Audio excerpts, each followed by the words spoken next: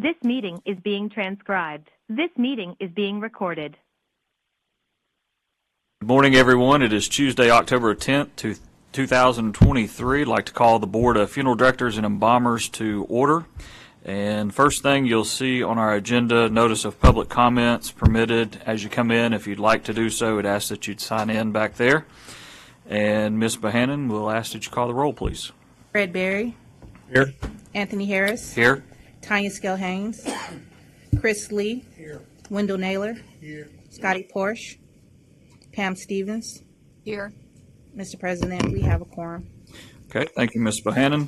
Board members, you do have the agenda before you, and we'll take a moment to review and accept a motion to approve. Move we accept. Second. All right, we have a motion by Mr. Berry to accept our agenda, and second by Mr. Lee and Ms. Stevens. Any further questions? All in favor say aye. Aye. Any opposed? All right. Before you do have the minutes of our August 29th, 2023 meeting. Give you a moment to review those, and we'll talk about any additions or corrections that need to be made.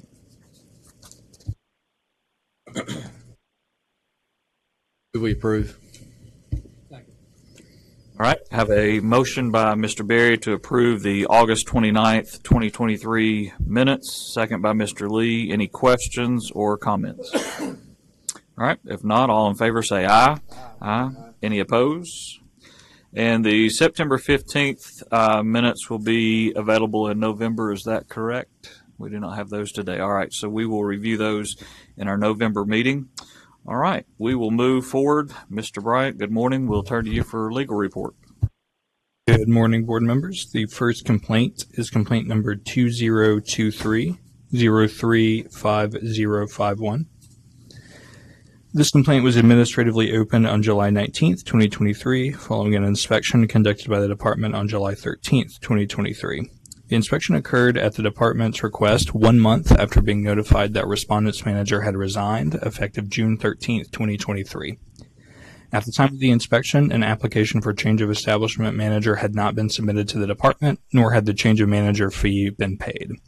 The inspector stated that during the inspection, they met with a licensed funeral director at the establishment who stated that he was the new manager of the location. The inspector inquired as to whether the proper documentation had been submitted to the department, and the funeral director replied that the application was to be submitted by his supervisor and provided the inspector with a copy of the application to be submitted. The funeral director then contacted the supervisor for an update on the application. The supervisor stated that they were in the process of uploading the application to CORE. Respondent ultimately remitted the change of manager fee and application as of July 13th, 2023, on the day of the inspection. Based on the above, we would recommend a $250 civil penalty, authorized via consent order, and a formal hearing if necessary. On this penalty, are we following sort of what we have in the past with directors not renewing? Seems like that's... Yes, this one was, the resignation occurred on June 13th, and the inspection was on July 13th, 1 month later. Those materials, the application and the accompanying fee, were received that same day on the 13th. So for a 1 month delay, the rules say you get 10 days for a month delay. This board has typically and historically done $250 for that period of time. Move for approval. All right, I have a motion by Ms. Stevens to accept legal's recommendation, $250 civil penalty, authorizing via consent order formal hearing if necessary. Second by Mr. Lee. Any further questions or discussion? Not all in favor say aye. Aye. Any opposed? All right, moving along, number 2. Next complaint is complaint number 2023-037651. This complaint was administratively opened on September 6, 2023, following a routine inspection conducted on August 28, 2023. During the inspection, the investigator determined that respondent establishment did not have a licensed funeral director serving as manager. Specifically, via email dated August 1, 2023, the former manager notified the department that they were no longer employed by respondent establishment. As of the date of the inspection, respondent establishment had not appointed a new manager. Furthermore, during the course of the inspection, the investigator noted that there were approximately 10 caskets in the selection room and that none of the caskets in the selection room displayed price cards. as of September 5th, 2023, the fee and manager change application were received. Respondent replied stating that the former manager was not officially terminated until August 15th, 2023, and that while the former manager stated they were no longer employed as of August 1st, 2023, she was not formally terminated until the 15th. Respondent stated following the termination, they began looking for a new manager immediately and found one soon after. Respondent stated that they attempted to change the information online that stated they, quote, could not figure out how to print out the application for change of manager, end quote, but contends that they had been trying to get the information updated. Regarding the price cards of caskets, respondent stated that they had removed the prices because they were in the process of redoing the caskets to make them nicer, and that each casket had a price on it prior to redoing them, but admits that at the time of the inspector's visit, they were not price tagged. Based on the above, regardless of whether the former manager left employment on August 1st, 2023 or August 15th, 2023, applicable rules state that following a change of manager, a new manager must be appointed within 10 days. Thus, to abide by the rule, making the date of a new manager appointment either August 11th, 2023 or August 25th, 2023. The inspector was present at the establishment on August 28th, 2023, and the payment and application were not received until September 5th, 2023. Based on the above, we'd recommend a $500 civil penalty, authorized via consent order, and a formal hearing if necessary.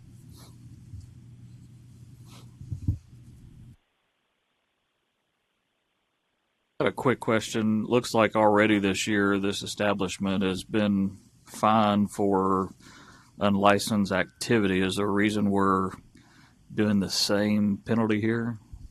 So this was one that was, the board may or may not recall, it was a unique situation in where I believe the application for this establishment was pending, and it was the one where our inspector was driving down the road, saw a hearse that had an advertisement in it, and kind of I won't call it a one-off situation, but I would categorize that probably as not your run-of-the-mill unlicensed activity. It was more of the advertisement aspect of it.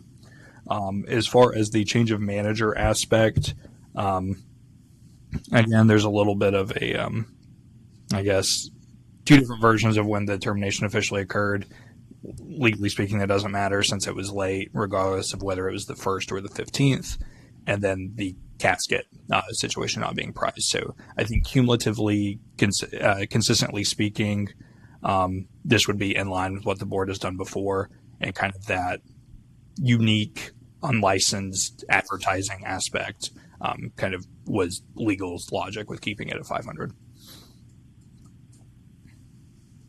Move to accept council's recommendation.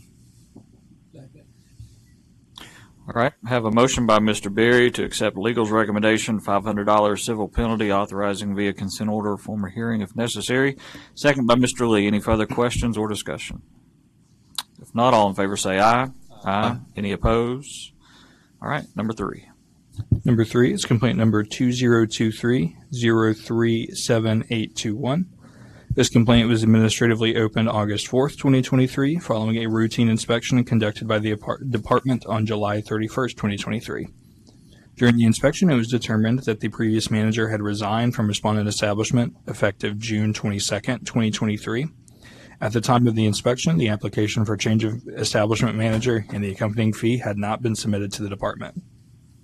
During the inspection, the inspector met with a new employee at the respondent establishment who stated that they were the new manager. The inspector inquired as to whether the proper documentation had been submitted to the department for a change of establishment manager. Respondent replied that they were under the impression that the owner of the establishment had submitted the application and fee. Respondent provided that ultimately, upon the original manager's resignation, the owner already had plans to sell the establishment. Respondent stated that any appointed manager would effectively have been appointed for roughly 30 days prior to the official date of sale and change of ownership, and then would have been changed again once the new owners formally took ownership. Respondent stated that the new employee that the inspector spoke to was the individual the new owners had identified they would be appointing manager, and that they were already on the premises essentially functioning as manager during this interim period when no manager was officially appointed.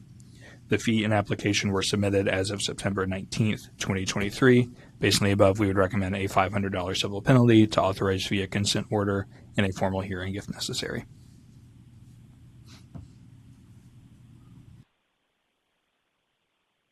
So in your opinion, you think this one is more severe than the first item we heard that was a recommendation of 250? I will say this one is close. I think so. The time frame that we're looking at, the previous manager resigned effective June 22nd, 2023. The fee and the application were submitted September 19th, 2023. So I'd say close to almost exactly 3 months. That period is a little longer. Likewise, in their disciplinary history, in a complaint from 2022, they did have a $250 civil penalty regarding a allegation of not having a licensed funeral director on staff. It sounds like, from what they have provided, it sounds like there was someone still on staff, someone ready to take control of the manager position once that change of ownership went through, which is good, but that still doesn't change the fact that for almost exactly 3 months, there was no licensed funeral director acting as manager. Make a motion, we approve council's recommendation. All right, I have a motion by Mr. Berry, second by Mr. Lee to accept legal's recommendation, $500 civil penalty authorizing via consent order formal hearing if necessary. Any further questions? All right, if not, all in favor say aye. Aye. Any opposed? All right. Pause. Okay. All circuits are busy now. Technical difficulty. We'll move on to number 4. But you may have, I don't recall when it may have, when that recording may have cut off. So just in case, we may want to do the motion on number 3 again, just in case. I'm not sure when that cut off. I'd move that we accepted council's recommendation. A second. Okay. So Mr. Berry had second legal's recommendation, $500 civil penalty authorizing via consent order formal hearing if necessary. Second by Mr. Lee. Any further questions on that one? All right. If not, all in favor say aye. Aye. Any opposed? All right. Number 4. All right. Number 4 is complaint number 2023-039511. This complaint was administratively opened August 15th, 2023, following a routine inspection conducted by the department on July 31st, 2023. The inspector met with the owner-manager of the establishment. Currently, the funeral establishment is only an open area consisting of one large warehouse-type room and a restroom. The inspector stated that various items are stored in the open room. Some items are on shelves and other items are on the floor throughout the establishment, with an office work area in one corner of the room. The inspector further stated that the area does not appear to have a clearly defined public area, nor appear to be in a good state of repair. Additionally, the inspector noted that there is no preparation or embalming room at the establishment, and that it does not appear as if there is any work being performed to install a preparation or embalming room. This notice of violation follows a notice of violation warning issued to respondent on October 4th, 2022, concerning the fixed place of business and public areas requirements. Following the issuance of this notice of violation warning, it was requested that the owner provide, as soon as possible, specific instances of work that was being completed via documentation, invoices, executed agreements, etc., and for work that had not yet begun but was scheduled to begin at a later date in order to comply. No further communication, updates, or documentation have been received from the owner since the October 2022 notice of violation. Included in the file was an email from the owner dated December 7th, 2022 that states in part the following, quote, "Thanks for the update. I will take care of the additional info needed for the timeliness and other things on the list for the prep room completion in regular updates. I will provide the documents requested in the future. Again, sorry my establishment not up to compliance on initial inspection. It will be by time for reinspection," end quote. Regarding the violation of fixed place of business, respondent stated that at the time of both inspections, October 2022 and July 2023, they were in the process of moving their funeral supply company out of the establishment building into a newly acquired building.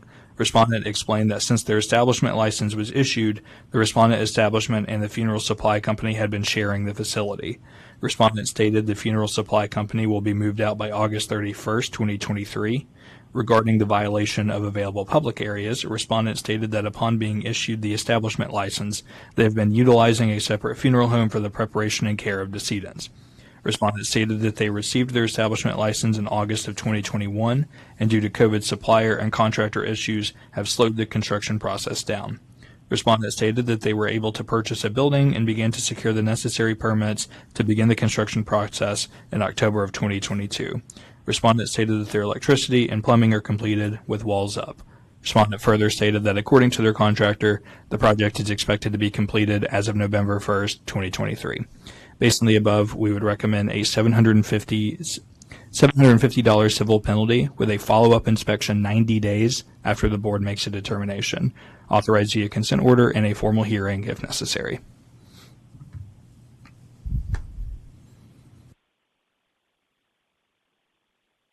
So when we approved the establishment license, we had documentation from the funeral home that was allowing them to operate, do their preparation.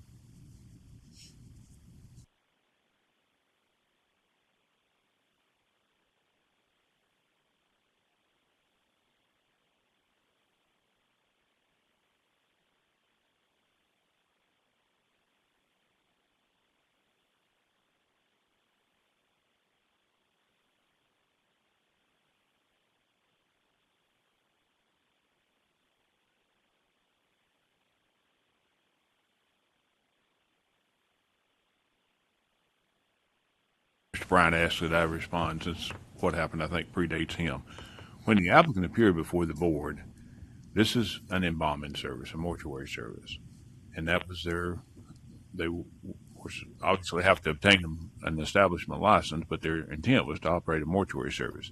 They presented plans to the board to have this done, and it was indicated it'd be done very soon to the board. But there's no timeline set, and there are no perimeters set on when they had to have it done. So it's gone on and existed for basically over 2 years, or about 2 years, without them doing anything. It's an open warehouse where they had another business, funeral related, and they kept their supplies there. Not a place that you could meet with the public. Not suitable for that. But they've operated a business and done quite a bit of business for their mortuary business using another funeral establishment's preparation room, but operated to the public and to the profession as if though they're have an establishment at this particular physical location. It all has to do with a fixed place of business and public areas for the consumers, should they, or the professional interest issue about to do. I have a quick question. So if their mortuary company or cremation organization, if they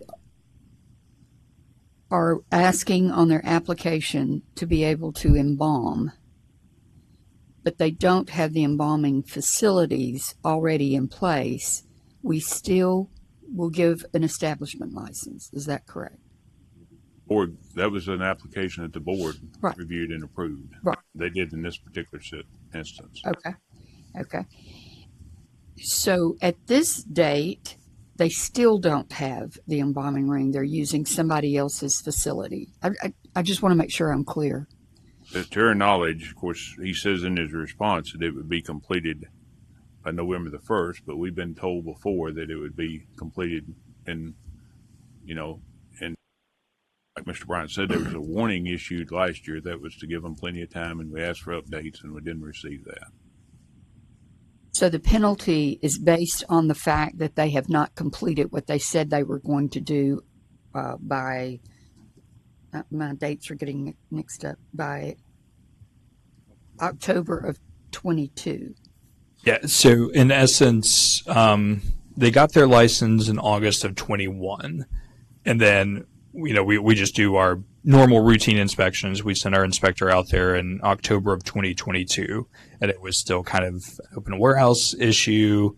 Didn't have a fixed place of business, didn't have a public area or didn't have areas available to the public, and issued a warning and said, "Hey, these two rules are a problem right now.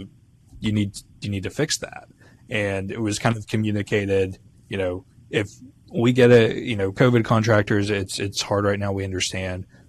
Please provide updates of progress. Provide, this is a violation as it stands today.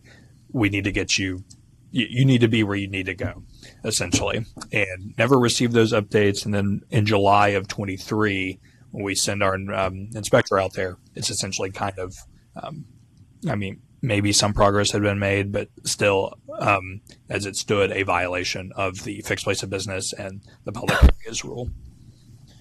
I recall right.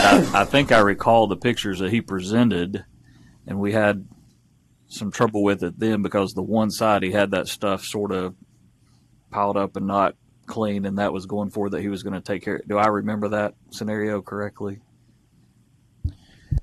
Seems accurate. I was thinking so. I will defer to all of your memories. I think that was right before I came on. So Okay.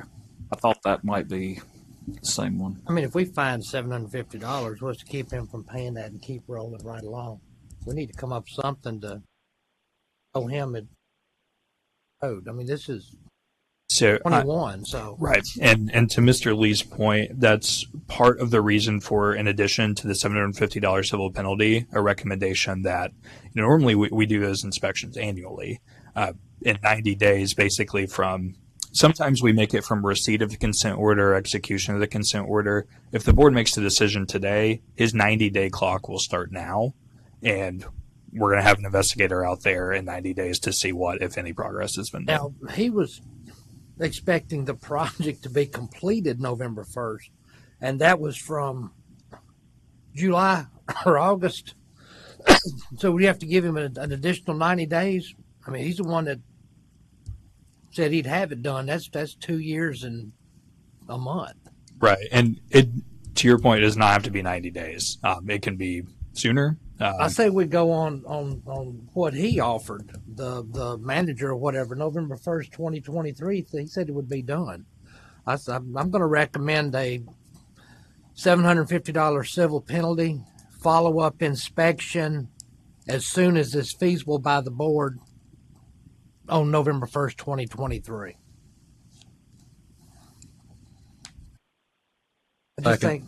Thank you. I just think an additional 90 days on top of what he's had.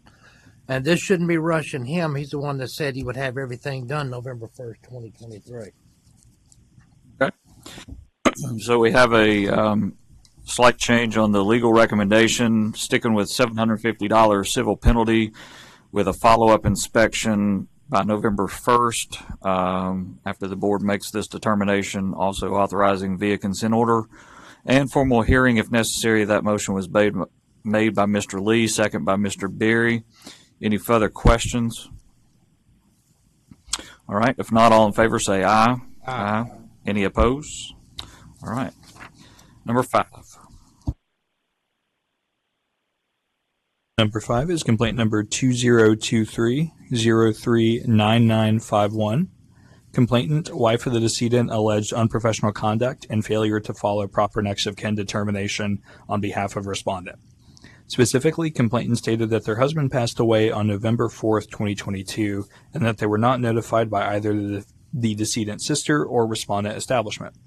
Ultimately, complainant did not learn about her husband's passing and the decedent's presence at respondent establishment until 7:30 p.m. that same night. Complainant called respondent the following day, explaining who she was and that she did not want respondent to plan for the decedent's arrangements or embalm the decedent. However, complainant contends the receptionist informed them that the decedent had been embalmed the day before due to arrangements made by the sister. Soon after, the manager of respondent establishment called complainant, where complainant explained that she was the legal next of kin. Respondent stated that the sister had a power of attorney document, but in a letter dated November 7th, 2022 from complainant's attorney, complainant communicated that the power of attorney was not valid upon death. Complainant alleges that respondent did not do their due diligence regarding their next of kin determination, specifically by failing to contact the children of the decedent. Respondent purportedly knew of the children due to including them in the published obituary. Complainant acknowledges that respondent was deceived, but stated that deception should not negate the responsibility to approach the next of kin and verify if the information given is correct. Respondent apologized for any grievance and hardship caused to complainant. Respondent stated that they received a call from hospice for the removal and home of the decedent on November 4th, 2022. Respondent stated while making the removal, they spoke with who they understood to be the next of kin and received permission to embalm. Respondent stated that during the process, there was no mention of a living wife. Soon after, respondent was contacted by complainant explaining her relation to the decedent. Soon after that conversation, respondent was contacted by complainant's attorney, stating that complainant had full decision power over any final arrangements made for the decedent, which respondent stated they agreed with. Respondent stated they communicated to the attorney that they would not move forward with any arrangements until complainant was all right with proceeding. Following this conversation, respondent received a letter from complainant's attorney stating, quote, "My client is okay with his side of the family moving forward with their planned receiving of friends and funeral services tomorrow on the condition that the body is kept at the funeral home afterward. This letter will confirm our agreement that respondent will not proceed with the disposition of remains until authorized to do so by complainant." End quote. Respondent stated they conducted the rest of the arrangements in accordance with the wishes of the complainant. Respondent further provided that they ultimately trusted and relied upon the information given by the family and hospice staff initially, and that they have implemented changes to their next of kin information process to ensure this issue doesn't happen again in the future. Legal spoke with respondent, who indicated that due to unusual circumstances, the wife was not present at the home during the hospice home call. Upon arrival to the decedent's home, the hospice staff introduced the decedent's sister as the next of kin, and the sister presented a power of attorney document. While it does seem like in this instance the respondent was, to use complainant's word, quote, "deceived," the hospice staff, the power of attorney document, and the representations of the family as a whole was enough to create reasonable reliance information for respondent to rely upon. Likewise, upon learning of the existence of the complainant as the next of kin, respondent halted all further arrangements and waited for the complainant's permission and approval to move forward. Based on the above, we would recommend a letter of warning.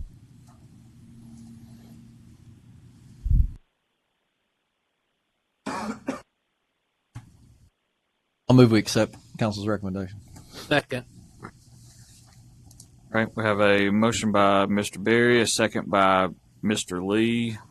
Any further questions or discussion here?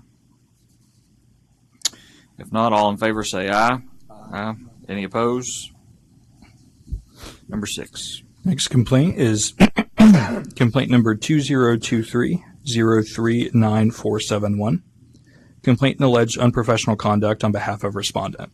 Specifically, complainant stated that as of August 2023, they are enrolled in classes and have reinstated their student and student embalmer licenses.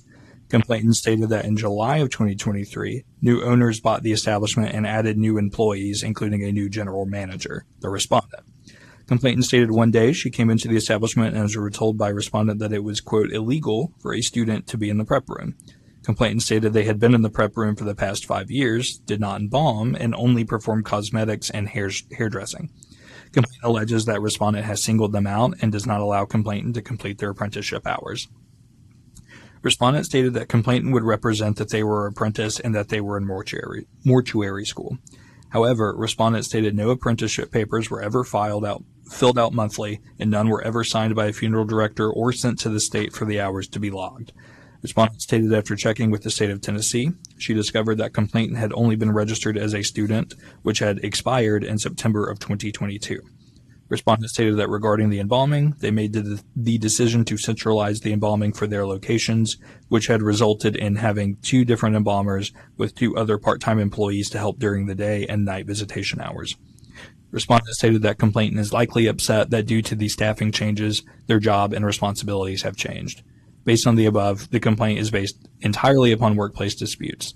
Legal confirmed that complainant had at one time been a student, apprentice funeral director, and apprentice embalmer, but those registrations have all expired as of September 16th, 2022. Based on the above, we would recommend closure. Excuse me. Motion to accept council's recommendation. Second. All right, I have a motion by Mr. Lee to accept legal's recommendation of closure, second by Ms. Stevens. Any further questions or discussion? Not all in favor say aye. Aye. Any opposed? All right, number 7. All right. This month's novel complaint is complaint number 2023-041981. Complainant stated that on August 16, 2023, they received a call that their mother had passed away, and that later that day, respondent called them and informed them that they had picked up the decedent. Complainant stated that they asked who gave the consent to do that, but claimed that they never received an answer to this question. Complainant provided that he, his wife, and his brother traveled to Tennessee and arrived on August 18th.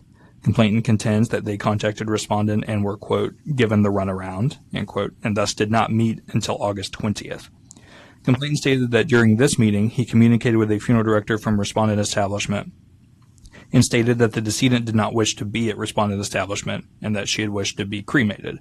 Complainant alleges that the funeral director called the manager of the establishment and communicated this information to him. Complainant alleges that the owner, quote, laughed at complainant, saying that, quote, they didn't believe that was true, end quote, and that they had been friends with the decedent. Complainant also purported that the funeral director at respondent establishment represented that she had been decedent's power of attorney during the healthcare process for the decedent. Complainant then claimed that respondent proceeded as if they were going to move forward with a transfer, but that they asked that complainant pay for the services already rendered, such as embalming, preparation for viewing, etc. Complainant contends that they had informed respondent over the phone that the decedent wished to be cremated and that there would be no viewing, and as complainant contends, those services had been done without anyone's consent. Complainant said ultimately, after discussing cost of transfer, they decided to cremate the decedent at respondent establishment instead. Complainant stated that respondent then dropped all the charges of the previously incurred services and only charged for the cremation. Complainant stated that respondent then explained the cremation process and that the decedent would be taken to the crematory the following day. Complainant then provided that they updated their brother, who had not attended the arrangement conference, about the meeting. Complainant then stated that their brother, quote, proceeded to then involve himself, end quote, to see if the meeting would be more beneficial. Complainant claimed that the funeral director communicated to the brother that complainant and their wife were difficult to deal with, but that they would continue to deal with the brother regarding payment. The following day, on August 21st, the brother met with respondent. Complainant admits that they were not present and waited in the car during this meeting. Complainant contended that the brother said that respondent let the brother see the will, but claimed that he was not allowed to take photographs of it, that they flipped through the pages quickly, and he was not allowed to leave with the will. Complainant claimed their brother said that he could not gather much information from it because of, quote, how fast the employee was pushing him through it like she was hiding something, end quote. Complainant claimed they asked the brother what had been discussed, and purportedly he communicated that the employee stated, quote, they felt like they should get a vault for her and that they should not get her ashes and that they would give us a vault as a gift, end quote. Complainant only provided that this was not what their mother had wanted, but did not provide any information or any detail where they spoke to respondent regarding this being inconsistent with their or the decedent's wishes. Finally, complainant stated that a week later, on August 28, 2023, their wife called respondent establishment and spoke with the employee again. Complainant alleged that the employee refused to speak with the wife and stated that all communications should be done through the brother. Respondent did, however, inform them during this call that they had not yet received the cremains. Respondent replied first with the names of 9 individuals and their dates of death dating as far back as 1996 to show that respondent establishment had serviced this family for death care services for many years and that the decedent was the last of her immediate family. Complainant stated that on July 6, 2023, the decedent called her personal cell and asked her to come to the hospital to mail letters for her and to complete the power of attorney and last will and testament documents. Respondent explained that she and the decedent had been longtime friends and routinely socialized together over the years. Respondent stated that the decedent's son, the brother referenced in the complaint, and a daughter both expressed how they knew respondent had been there for the decedent. Respondent stated that due to this long friendship and professional familiarity with her family, the decedent asked her to be the POA, especially since her 2 sons lived out of town and it would take them time to travel to Tennessee. Respondent provided further details regarding their assistance in the health care of the decedent, and that due to her close relationship and consistent help with the decedent, respondent knew complainant's statement that the decedent did not want to be at respondent establishment to be untrue. Respondent stated that as soon as complainant and his wife arrived, they informed the employee at respondent establishment that they did not have any money, that the brother had the money, and asked whether they knew anything about an insurance policy. Respondent stated that the brother came in the following day and apologized for complainant's behavior. The employee stated during this conversation she expressed to the brother that she had hoped both brothers would have come together to handle the affairs, but that the complainant did not come into the office that day and that he willingly sat in the car while the brother paid the funeral bill. The employee stated that she gave the brother the will. The employee further stated that as of the day of the response, September 22nd, 2023, the cremains of the decedent are still at respondent establishment. The employee stated that they have texted the brother asking when he would be back in Tennessee to receive the cremains, and that the brother stated that he had been in the process of moving, but was hopeful to be back soon to receive the cremains. Respondent provided a copy of the power of attorney document, properly signed and notarized by the decedent, naming the employee the power of attorney, dated July 6, 2023. On October 2nd, 2023, legal contacted the brother to attempt to corroborate the events as described by either party. However, the brother was unable to speak at that time, and despite several attempts, legal has not been able to communicate to complainant's brother regarding this matter. Based on the above, a large portion of the complaint comes down to conflicting stories regarding the will.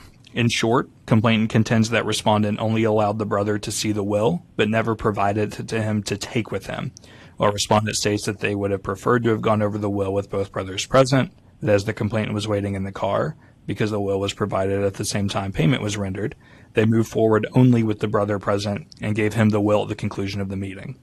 Additionally, respondent provided a valid POA document and allowed complainant to make determinations and arrangements as they saw fit, ultimately moving forward with cremation per complainant's wishes and waiving other charges that had been incurred prior. Finally, during their complainant alleged that the long-term unmarried partner of the decedent had communicated that respondent was not a trustworthy establishment. Specifically, complainant stated he had been informed by the partner that respondent establishment had previously stolen items from decedents who they had served. However, in rebuttal, respondent provided a sworn affidavit from the long-term partner, a significant other to the decedent for the past 25 years. In the affidavit, the partner denied ever telling complainant that respondent had ever stolen or taken anything, referred to that complaint as, quote, a total lie, end quote, and an example of complainant and his wife's dishonesty. While this matter ultimately is still a case of conflicting testimonies, respondent has provided documentation, POA document, and the affidavit that refute or at least call into question complainant's version of events. As such, complainant has not carried their burden to show that a violation of applicable rules or statutes has occurred, and we would recommend closure. I know that was a lot, so if you have any questions, please. You're always due for one. Move we accept the council's recommendation for closure. Second. All right, we got a motion by Mr. Berry to accept legal's recommendation of closure, second by Mr. Naylor. Any further questions or discussion?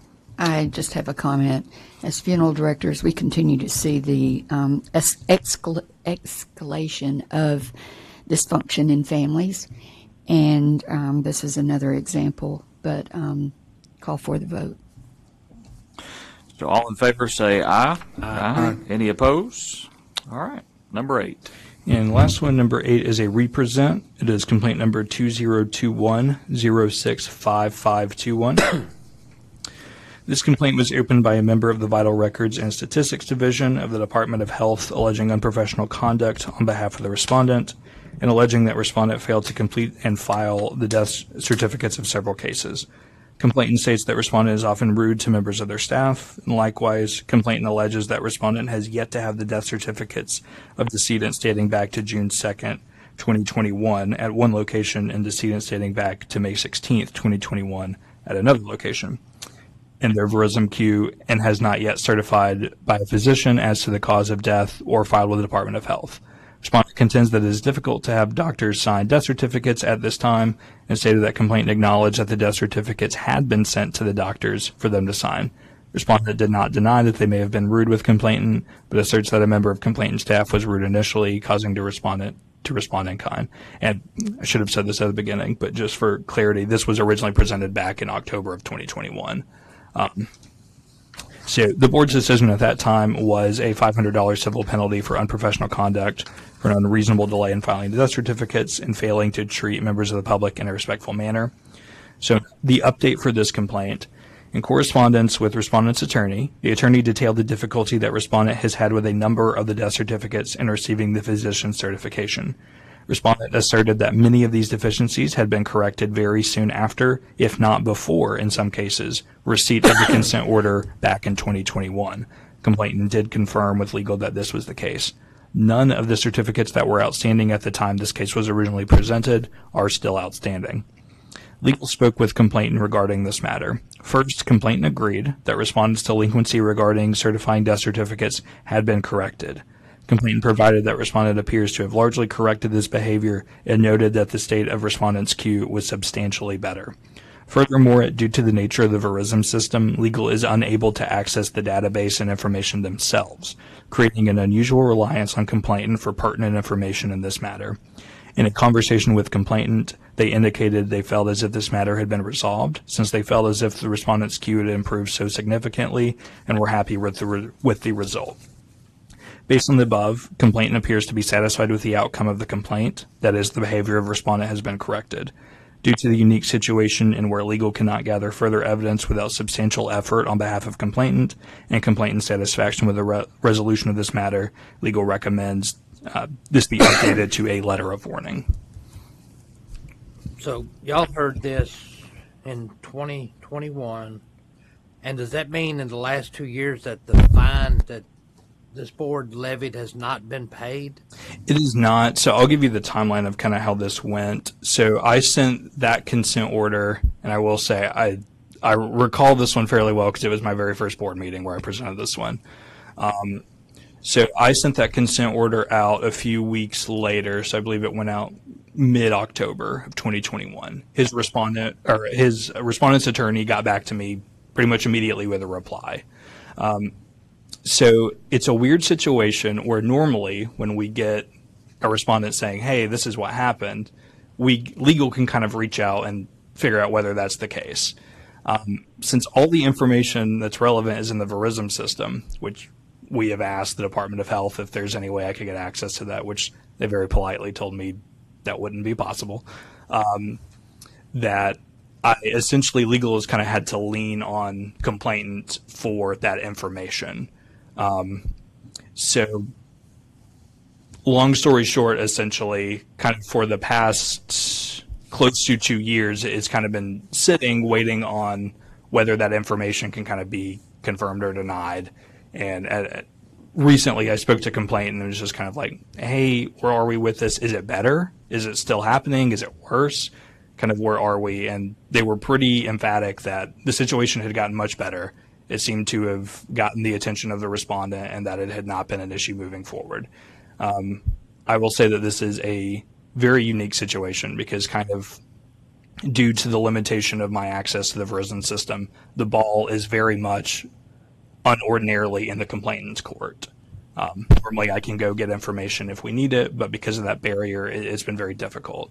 And so given that the complainant is kind of happy where things are, this seemed like kind of the cleanest way to ultimately not only resolve the issue, but with a letter of warning, if this pops up again, if a family member says, hey, I haven't gotten a death certificate from this individual for a long time, then the board is also apprised of that. So it is by no means let's just close it and get it over with, but it is kind of given the very unique situation, I think probably the cleanest way to move forward on this one. I'm not correct by reading this. They had outstanding death certificates dated back from May that year to October, correct? I believe that's correct. I think those were the outliers. I know I spoke with complainant on that one, and they were, it was kind of a multitude of the respondent was waiting on information from the, or for the physician to sign it or things like that. But there were some that were that old, though those seemed to be kind of the outliers. In the attorney's response, he provided me kind of essentially everyone that was outstanding, that was alleged to be outstanding at that time, kind of where they were on the process. And most of them, by the time I received his letter, I believe early or mid-November of 21 had already been resolved. There were still a couple of outliers because of physician difficulty or they were lacking some information they needed. But it seemed like, I guess I just want to make clear to the board, it wasn't an issue that was a problem in 2021 and got solved in 2023, that the respondent had addressed those issues very shortly thereafter, kind of the complaint process had been going. I guess where I'm struggling is, we did set the fine, and we've done that on other people that I recall through my time of being here. yes, it got their attention, but what about these other folks? I guess I'm just struggling where we change it from a fine to a letter of warning scenario. Sure, and I think part of that goes back to the uniqueness of this scenario where if kind of, and I also want to make it very clear, it is not for lack of cooperation. Complainant has been nothing. Anytime I've wanted to meet with them, they've been very cooperative. It's just kind of a situation, I think, of where, like I said, normally, sometimes a complaint is only as strong as the complainant's availability. And this is not a case where the complainant has not made themselves available. That's not the case at all. But it is a case, I think, where since the ball is very unusually almost exclusively in complainant's court and complainant is satisfied with the result, and I also know that complainant is very busy, kind of had difficulty tracking down some of the information that I've kind of touched base and asked for. It puts, I think, this one in a very unique and interesting spot. I will say, too, the complainant being a member of the Department of Health and not a member of the public is also fairly unique. So, I guess my question is more for me to understand Sure. for the future. Why has it been 2 years and he's either not paid the fine or requested a hearing? I guess that makes sense. So the reason for that is essentially in the attorney's response, and I think more than anything, this is probably on me, is that it said, hey, you're saying these are all of our violations. We got the consent order. We read through it. Here's where we've fixed it. Here's where we've, gotten these death certificates out. Here's why they were a little late. And candidly, I kind of reached out to the complainant and explained, this is a weird situation. You've got to kind of help me carry this one a little more than your average complainant. And, it's kind of sat with the ball in complainant's court for quite a while. And that's my fault for not pinging them or saying like, hey, remember, where are we with this? So to answer your question, Mr. Lee, I think generally speaking, if a respondent feels that there is some additional context, I always encourage respondents, if you have information or context you feel like I didn't explain to the board, please let me know. And if it's something large enough to kind of change the parameter of it, I'm happy to represent it. So once I got that information, I kind of ran it by complainant and said, hey, is this true? Is it kind of true? Is it not true? Where are we? And it's kind of been, again, I won't say radio silence, but it's just kind of haven't gotten there to the point where I felt like we had enough information to bring it back to the board. And essentially, when it's been 2 years at this point, I'm like, okay, I got to do something with it. So that's why it's coming back now, kind of and I, again, had that conversation with the complainant of, is it better? Which it is, which is good to hear at least, and that they're ultimately satisfied with how all of it panned out. I have a question. Sure. So when you go back through some of the other penalties that have been recommended either by legal or by the board, are there a lot of those outstanding cases out there where the penalties have not been paid? There are not many. Essentially, kind of, I guess, a peek behind the curtain of we have metrics of we try and get so many done in 90 days from when they're opened, and then a percentage done within 180. And then kind of our final metric is it's just recently been changed to ones that are 270 days old. There are not many of those outstanding. I guess I don't want to create the impression that there are secretly kind of 100 complaints out there open that haven't been paid. I would say, especially for the routine ones of like the inspections, and if there aren't a lot of disputes of fact or law or anything like that, those are handled very expeditiously. And those that don't pay and go past those days, what happens then? Do they get their license or establishment license pulled? So those that are kind of outstanding in general, and it's just hey, here's the consent order, here's the decision the board made, and if they just say, I just don't agree with that, I'm not going to do it, that's when we have a hearing. And so since I've been here, which is pretty much right at 2 years, we haven't had one. So there are some that are still older that, may or may not end up going that way. But at this point, it's, I guess maybe the best way to suggest it is that since there haven't been hearings, that should show that there aren't just a ton of these that are very old and very outstanding. On a roundabout way, they skirted the issue of having a hearing so that you could gather more information, and that's one of the challenges of the format of these meetings is when you don't have parties present that you can ask questions. You know, I think probably this got escalated from 250 to 500 because the claim that the person was very rude, but at the same time you didn't get to hear the other side of the story on that. So to me, this is a real it's a challenge because you don't want to set a precedent. You want to be consistent, and if someone believes that what we've approved is not fair or unjust, they have the right for a hearing. But I do understand what you're saying is that the attorney reached right back out. But again, does that set the precedence that, every time an attorney reaches back out and has their side of the story, how are we going to handle that? And I will say to that point,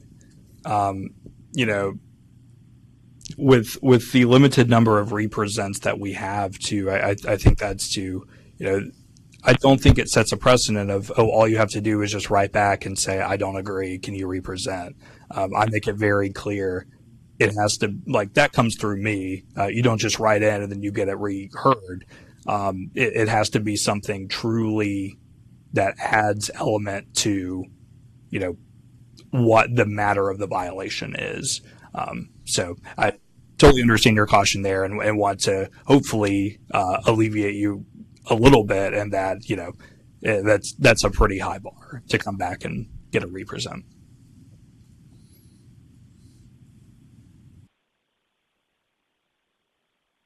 So what would happen if this board decided to stay with our decision on the $500 civil penalty, and if they don't agree, then go through the process of the formal hearing? Yes. So what would happen is I would probably this afternoon call respondent's attorney and say, hey, I represented the information you provided, kind of went through with them that you had, where your client had kind of fixed those issues at that time that were outstanding, and they wanted to uphold where they're at.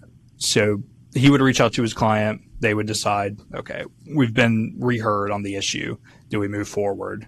And they could, I guess, still sign the consent order, or they could say, no, we're going to stick with it and we're not going to sign it. So what that would look like then is we would get it ready for a hearing, where I think it would differ from your normal hearing is that, like I said, it's kind of in a unique situation where the ball is kind of in complainant's court. It's difficult since I don't have access to that Verism system to be able to pull data and show where it was late, why it was late, anything like that. I think this hearing would be much more incumbent on the complainant than the average complaint. And by that, I mean, it would essentially, the evidence presented would be something the complainant would have to pull themselves. I wouldn't be able to have access to it.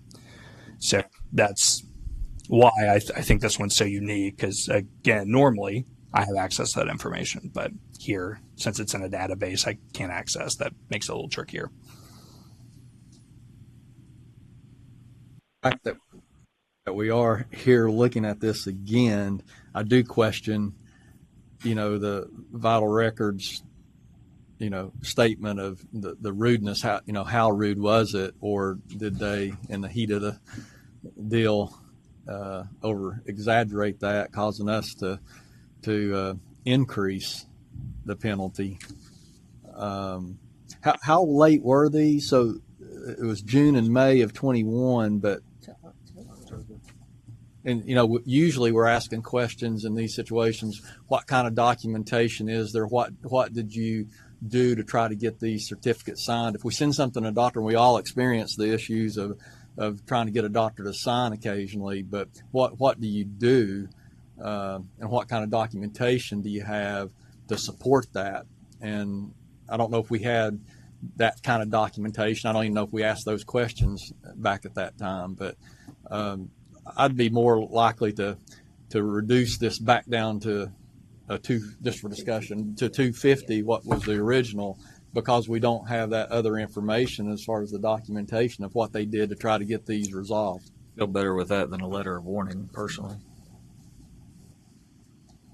I'm going to make that motion that we go back to the original recommendation, which was 250, based on the that we don't have the knowledge of what kind of documentation was provided, and that's what, when we hear these cases, that's the questions that we're normally asking.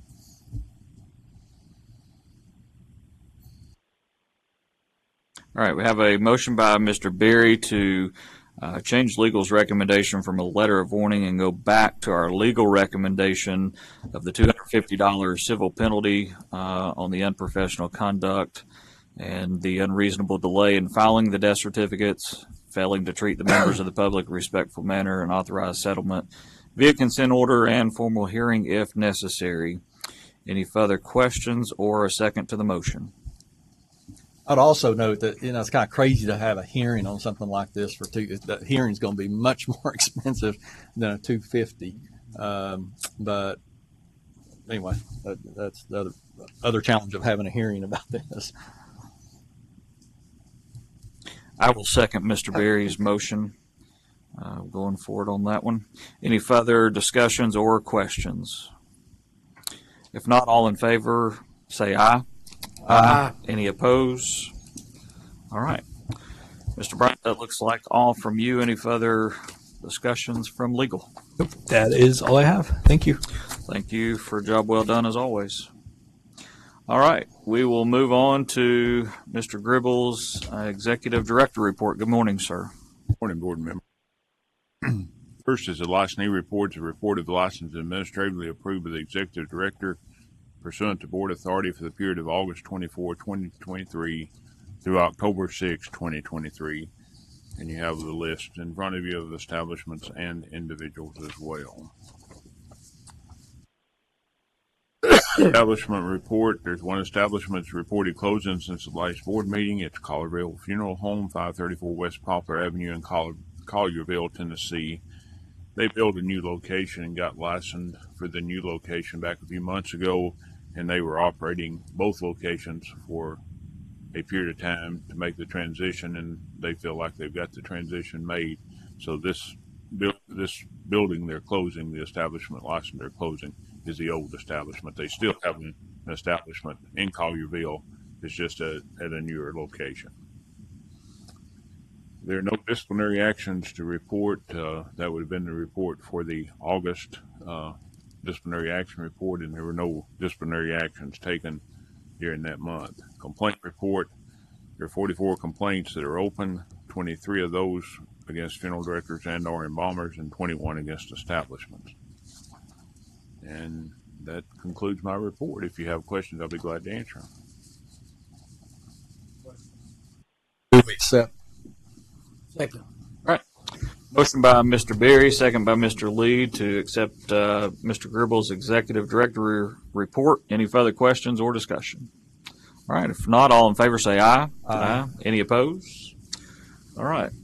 Mr. Gribble, under the understanding we do not have any individuals or establishments. Is that correct? All right. So we'll move on to new business, and we'll lean on Mr. Gribble for this first one, request regarding re-registration of apprentice funeral director, and we'll open the floor to you, sir. Thank you, Mr. President. This is a request that was received by the board just in the past few days, where an individual has completed more than 51% of their apprenticeship during the 3-year period which they were registered, but they haven't fully completed a 2-year apprenticeship. They're lacking 2 months. If you notice on your iPads, the rule is 0660-04-0.01. And number 2 says a person shall not re-register for an apprenticeship if the person previously completed an apprenticeship or less than 12 months have passed since substantial completion, over 51% of an apprenticeship.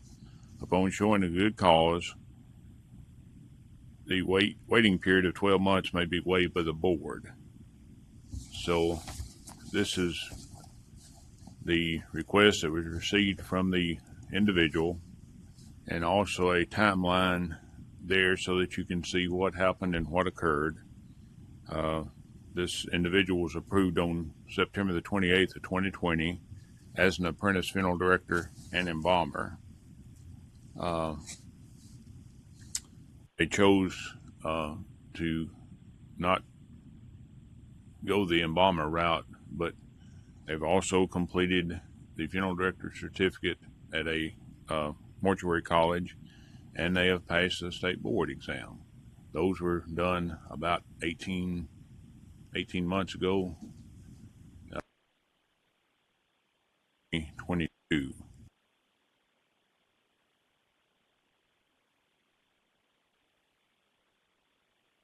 But in the work history, they've changed employment 3 times, and we have the timeline there at the bottom of page 2, so you can see that. And then the rule that's attached. And then speaking of Mr. Bryant, and he can speak to this much better than I can, but he tells me it's within the purview of the board to deny this request. Whether they have sufficient time in the 3 years of registration. And give you a little history on that. It's not been too many years, but within the past probably 8 or 10 years, the law was changed. If you remember, it was a 2-year approval for an apprentice, but the decision was it would be better to change that to a 3-year, so that if there were transitions in employment, if there was sickness, if there were some kind of medical or maternity leave, different things, that it would give each person a 3-year time to complete either a 12-month apprenticeship if they were getting an associate's degree, or a 2-year apprenticeship if they were getting a funeral director's license on. And reason, my understanding, the reason for the rule being there about the 51%, we had some people who wanted to be perpetual apprentices. They never wanted to move forward through the system. They were renewing their apprenticeship, and this had happened in some cases for many years. And basically, the public then thought, because this individual had been associated with this funeral home as an apprentice for so many years, that they were, licensed as a funeral director. And it was a concern of the board about unlicensed activity was the reason for the 51%, was my understanding. And I think that 51% was implemented about the same time that the statute was changed from a 2-year registration to a 3-year registration.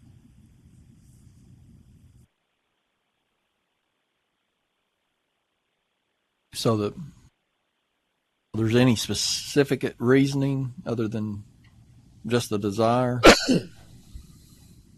So we submitted the letter to you. So that's the total request. A lot of the letter appears to have to do with the establishment that he's currently employed with, instead of the individual themselves.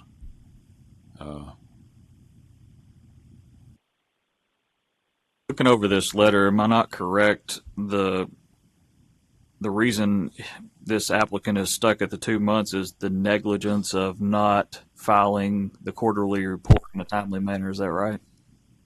That is correct, Mr. President. The first quarterly report that you'll see in your timeline was not. This individual was approved on September the 28th. So technically, they should have filed a report for September 28th, 29th, 30th. That would have been their first quarterly report. They would have been due 60 days after the end of that quarter. But they filed a report for October through December, but it was received late, so they got no credit, because the rule also addresses that and says that there's no credit to be given when that happens. And also, the rule addresses a change of we didn't make this part of an issue, but the third part of that rule addresses that apprentice notified the board of a change in individual sponsoring the apprentice or a change in establishment employing the apprentice within 10 days of the change. And from reviewing the file in court, it doesn't appear that that's been always consistently done within the timeline of the changes. But to answer your question, so this quarterly report then was received late, and there was no credit given. But then there were no reports filed from April the 1st of 2021 until January the 27th of 2022. There's 6 or 7, basically 2 quarters. Correct, Ms. Bohannon? There were 2 quarters there that there were no reports filed for.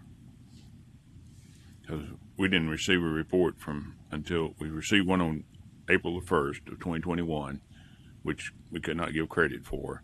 And then the next report was received on January 27, 2022. And looks like they've been consistent since that time for their employees. It appears to me that she was terminated from establishment number 1, and that's when the failure of turning in some of these reports, that to me shows responsibility and or lack of responsibility, but also being terminated for some reason.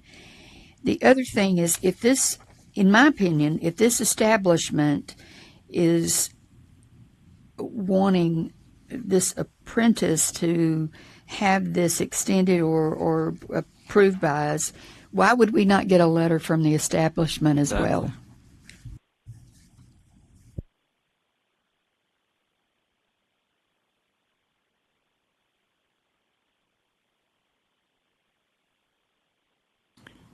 I guess what we're deciding today is either we waive and allow this applicant to finish 2 months now, or they have to wait till September of next year. Is that right?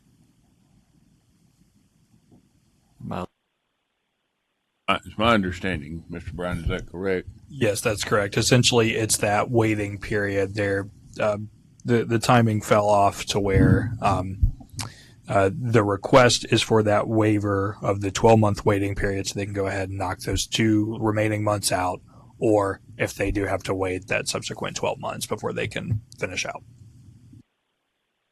I guess the next question would be, if we do waive this one, I mean, how many more times might this be an issue going forward with other applicants? I mean, that was something to consider as well. This is just delaying them from getting their license, correct? So they'll be an apprentice for another year then, right? No, their apprenticeship's expired because, see, it was Apprenticeship issued expired. on September 28, Okay. 2020, so it expired September 27, 2023. Then that answers my question. So they could still work as an unlicensed assistant, But not as an apprentice. but not as an apprentice funeral director and embalmer. And then they would need to wait until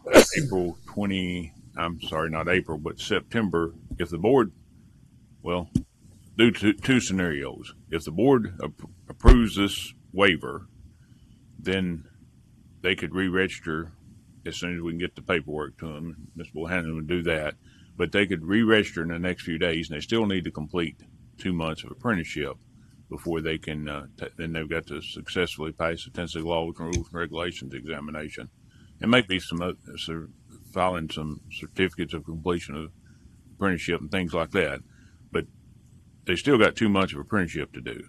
If the board denies their request, then on September the 27th or 28th of 2024, they could re-register, and then they would still do 2 months of apprenticeship, and then all those other things would follow at that time. Well, I see the law or the rule allows us to make that decision, so it wouldn't be setting precedent, I guess. But what is legal, or Mr. Gribble, y'all's opinion on this as far as good cause? I'm throwing you in the fire. not going to throw it right back. So I will just say that the most pertinent part here is that .01 subsection 2, a person shall not re-register for an apprenticeship if the person previously completed an apprenticeship or less than 12 months have passed since substantial completion, which is defined as over 51% of an apprenticeship. Upon a showing of good cause, the waiting period of 12 months may be waived by the board. And so I would just say the good cause is that's totally your call. I know that's not helpful at all, and I apologize for that, but so I just defer to the board's decision on that one. So two things I think I've heard. They didn't file the report in time, and they did not notify a change of sponsorship. Is that the two things we've heard here? Well, they've notified us of change of sponsorships. It's not always been within the 10 days. In the time period, okay. Within the time period. We did not make that an issue, though. I mean, we didn't give you the timeline on that, but it was obvious when we checked the file and reviewed the file for this request. For requests like this, can the person appear before us? They may be on team. They were aware it's a public meeting, and they were giving the team's information. Is the person on Teams? We, in consultation with legal, Mr. Bryant, we thought the best thing to do was redact the name and redact the businesses that they'd worked at. That way, the board had no. They could say, "Well, the board is just for or against the person or for or against the businesses." So we kindly presented it like he does his legal cases, but. I mean, yes, I think basically told them it's up to them. They could appear in person or appear on Teams, and we gave them the link to the information. I think I'm with Ms. Stevens too. I mean, been helpful to have a letter from the current employer here. Thoughts or feelings from others? My feeling is that we know how some of our younger and inexperienced funeral directors sometimes get busy and don't follow through with the responsibility of these reports. But from an establishment's viewpoint, it is harder and harder to find good funeral directors. And so I'm torn from the fact of, is it an irresponsibility on the apprentice, or is she a really good funeral director and we don't need to delay the process?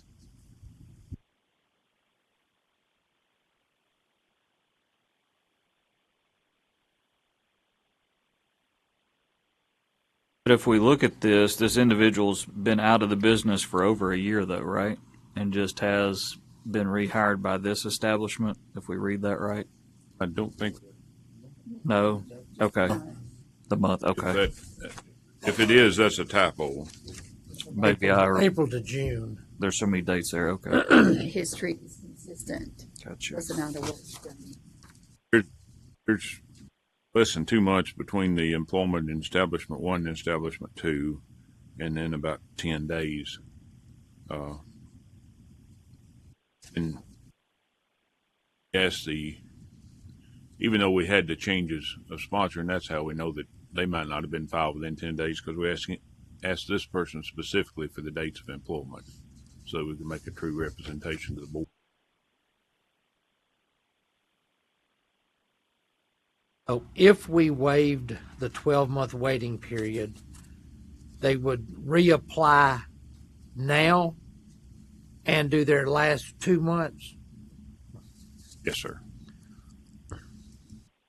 Reapply in the next few days as soon as Ms. Bohannon get the paperwork to them. But they are 51%. They have served 51%. Yes, they've actually served probably, I didn't do the math, but probably 90, Yeah, 85 or 90%, somewhere in there. Well, what they like 2 months out of 24, whatever that is. About 85 or 90. They've served about 85 or 90, 80 to 90% of it.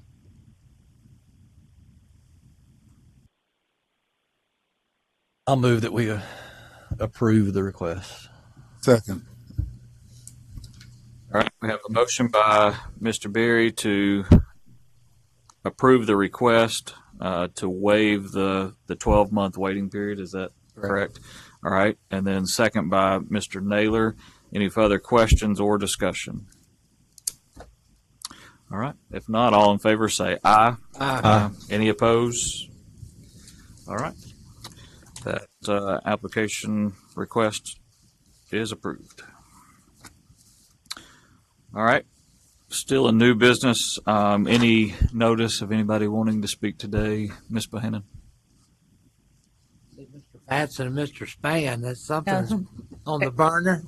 There's no notice of anybody willing to speak. Okay, thank you. I will mention again, next month, November the 14th, is going to be our past president luncheon that we will honor Mr. Rahm for his service to this board. And after our meeting, we will meet at Sedona Tap House for lunch there. So if you will, make note of that to join us. Also, we're moving again to the end of the year. We had some open comments for positions on this board next year. Anybody else that wants to speak with interest at this time, we'll give you that opportunity. All right. So, President Harris, I have Yes, ma'am. two comments. One, as someone mentioned that Mr. Span is in the audience, we want to say congratulations to him on his involvement with the National Funeral Directors Association, and thanks for all you do with the college. Secondly, I will not be here in December because of a conflict. I just wanted to give notice on that my attendance I won't be present. all right. Other new business that anybody would like to bring up? All right. If not, we will open the floor for So moved. motion to adjourn. Second. And Mr. Berry made that motion, second by Mr. Lee, and we're adjourned at 11:19. Thank you.